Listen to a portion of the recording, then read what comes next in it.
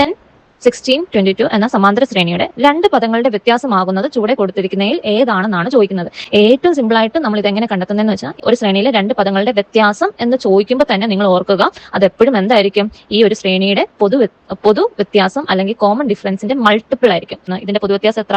6 ആണ് വന്നിരിക്കുന്നത് അല്ലേ? അപ്പൊ 6 വരുമ്പോൾ 6ന്റെ മൾട്ടിപ്പിൾ ഇതിലേതാണോ അതായിരിക്കും രണ്ട് പദങ്ങളുടെ വ്യത്യാസം വരാനുള്ള ചാൻസ് കൂടുതൽ.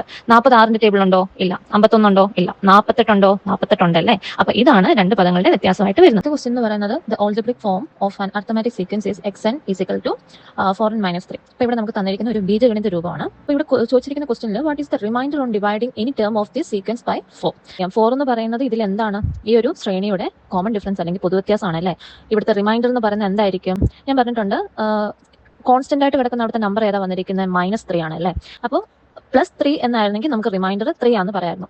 പക്ഷേ ഇവിടെ -3 വന്നുകൊണ്ട് നമ്മൾ റിമൈൻഡർ ഏത് രീതിയിൽ എടുക്കാൻ പാടുള്ളൂ? ആ -3യുടെ കൂടെ ആ ഒരു കോമൺ ഡിഫറൻസ് കൂട്ടി കിട്ടുന്ന ആൻസർ ആണ് റിമൈൻഡർ ആയിട്ട് വരുന്നത്. അപ്പോൾ CD ആയിട്ട് കൂട്ടിയിട്ട് നമ്മൾ എന്ത് ചെയ്യുന്നു? -3 ആണല്ലോ ഇവിടെ വന്നിരിക്കുന്നത്. -3യുടെ കൂടെ 4 കൂട്ടുന്നു. അപ്പോൾ കിട്ടുന്ന ആൻസർ എന്താണ്? 1 ആണ് അല്ലേ? അപ്പോൾ റിമൈൻഡർ എന്ന് പറയുന്നത്, അപ്പോൾ ഇവിടെ ഡിവൈഡ് ചെയ്യുമ്പോൾ കിട്ടുന്ന റിമൈൻഡർ എന്ന് പറയുന്നത് എന്തായിരിക്കും? 1 ആയിരിക്കും.